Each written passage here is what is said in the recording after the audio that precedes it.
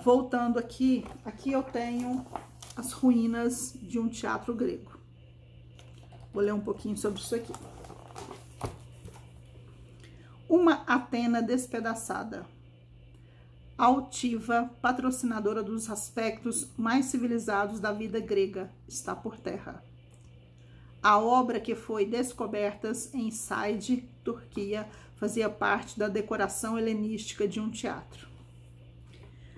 Aqui essas colunas intactas do templo arruinado de Zeus Olímpico em Atenas, o maior santuário helenístico edificado na Grécia europeia, com alto testemunho de aspiração que enchia o coração dos gregos daquele tempo.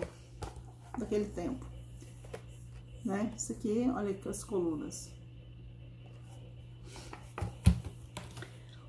Últimos atos num palco em transformação. Atenas, centro dos dias mais gloriosamente vibrantes da Grécia clássica, teve um papel diferente no mundo helenístico. Tendo deixado de ser uma potência marítima, seu destino foi decidido às vezes pela Macedônia, às vezes pelo Egito. A hegemonia intelectual de Atenas foi desafiada por Alexandria, com seu novo museu e sua grande biblioteca. Gente, naquela época tinha biblioteca.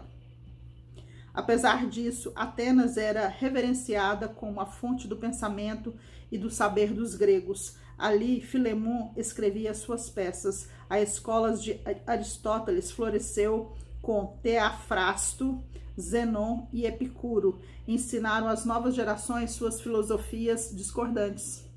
Reis helenísticos embelezaram Atenas com os novos edifícios. As principais famílias do Egito e Síria e da Macedônia, e mais tarde os arrivistas de Roma, mandavam seus filhos para educar em Atenas. Só quando Justiniano fechou as escolas atenienses, 500 anos depois do nascimento de Cristo, as estátuas começaram a cair e a cidade a desmoronar. Mas já então Atenas era mais que uma cidade, tornara-se a expressão de uma liberdade intelectual que nunca morrerá, espairando através dos séculos. Maravilhoso, né? Então, Grécia não foi o berço da humanidade à toa. Olha essa foto. Maravilhosa, né? O templo em Atenas. As idades futuras nos admirarão como a presente nos admira agora. Então, agora eu vou voltar para o nosso livro.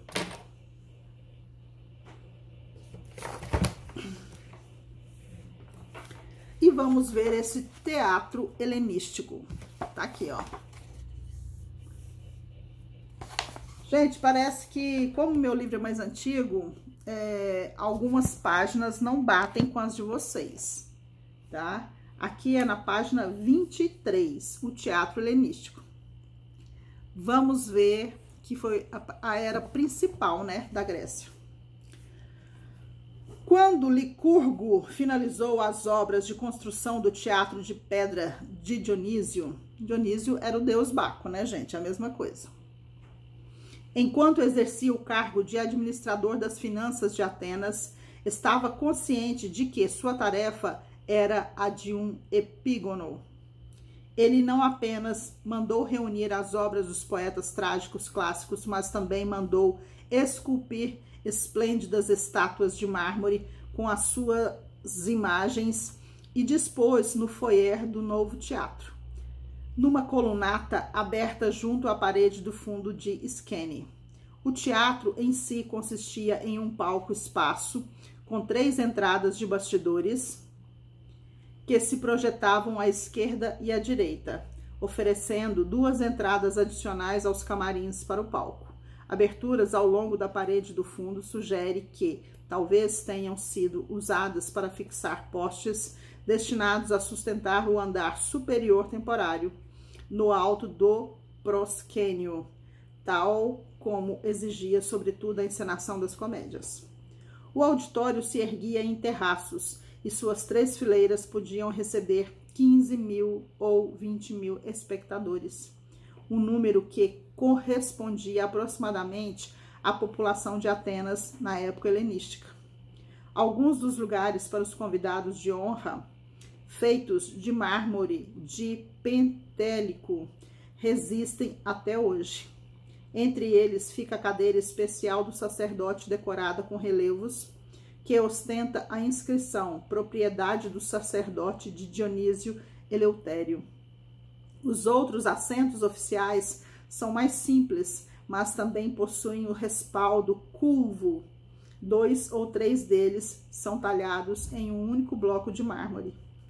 Gente, pensa uma coisa fina, né? Mais ou menos na mesma época em que Licurgo completava o novo teatro de Dionísio em Atenas, outro teatro era construído em Epidauro, construído pelo arquiteto Policleto, o jovem por volta de 350 anos a.C., no recinto sagrado de Asclépio. Ficou em breve famoso pela sua beleza e harmonia. Hoje é o mais bem preservado, o teatro da antiguidade grega. Seu auditório assemelha-se a uma concha gigante incrustada na encosta da colina. Do alto da 60ª fila, tem-se uma vista aberta das ruínas de Esquene e da planície arborizada que se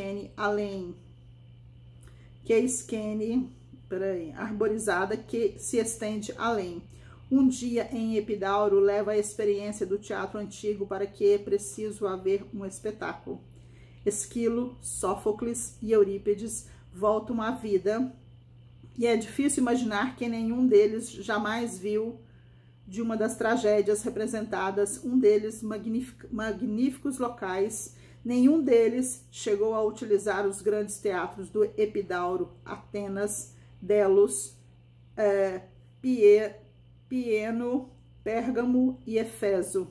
Na época em que os espectadores reviam diante de Esquene a domada, a colunata, o teatro helenístico, o concurso de dramaturgos, havia há muito se tornado uma competição de atores.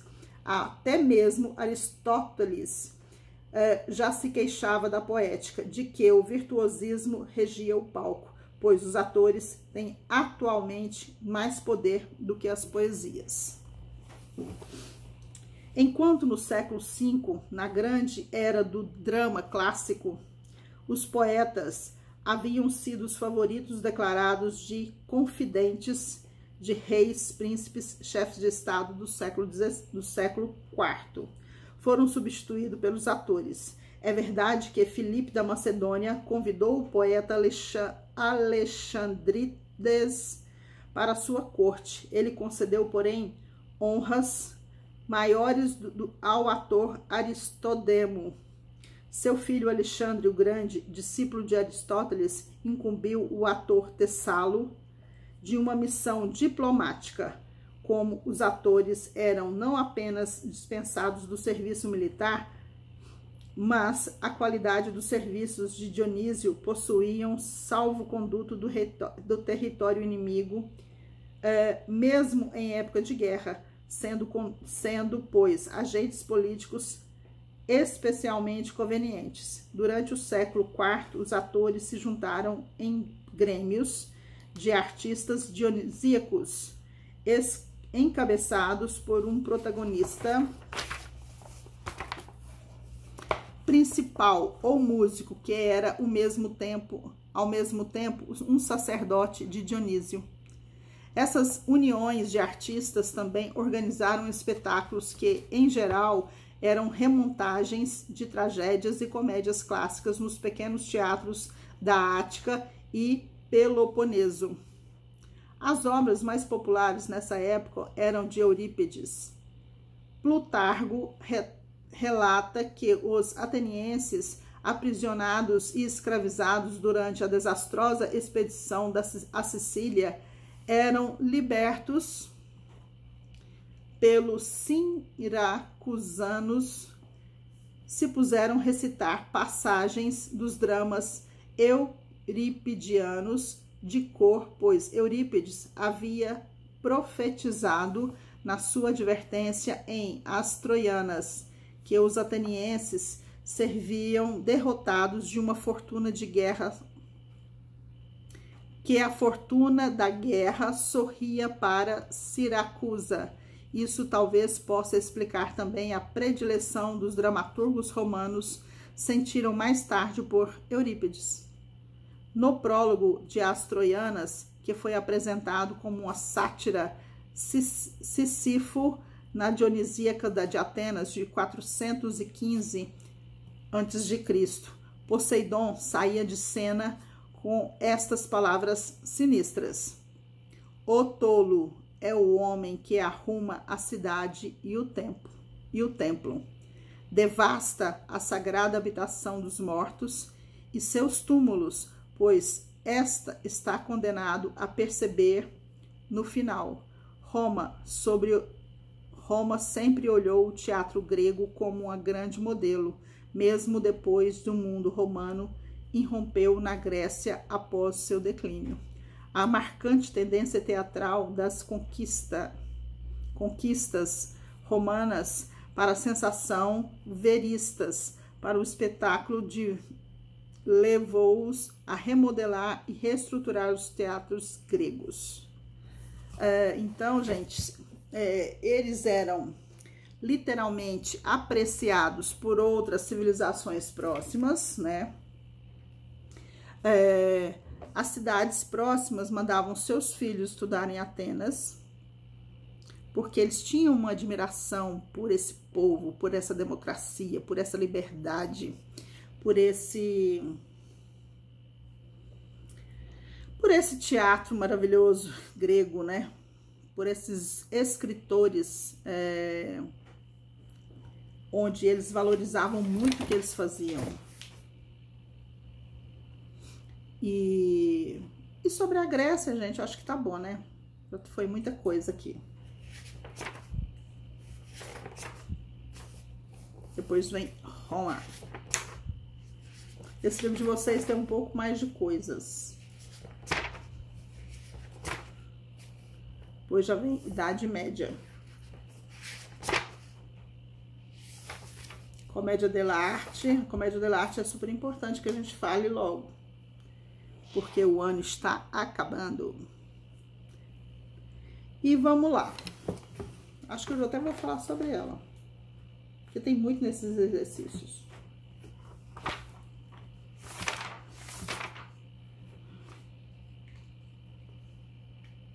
Então, chega de Grécia.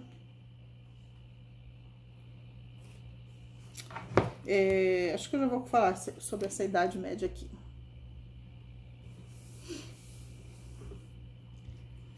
Mistérios, milagres, moralidades, tudo isso faz parte da Idade Média. Por quê? Como todo mundo já estudou, na Idade Média quem mandava? Igreja. Então, quando eu falo de mistérios, milagres e moralidade, eu estou falando de igreja. Contribuições do teatro da Idade Média, características. Então, essa parte que também é importante, tá, gente? Mas eu vejo isso aqui na próxima aula e já vejo a comédia dell'arte também.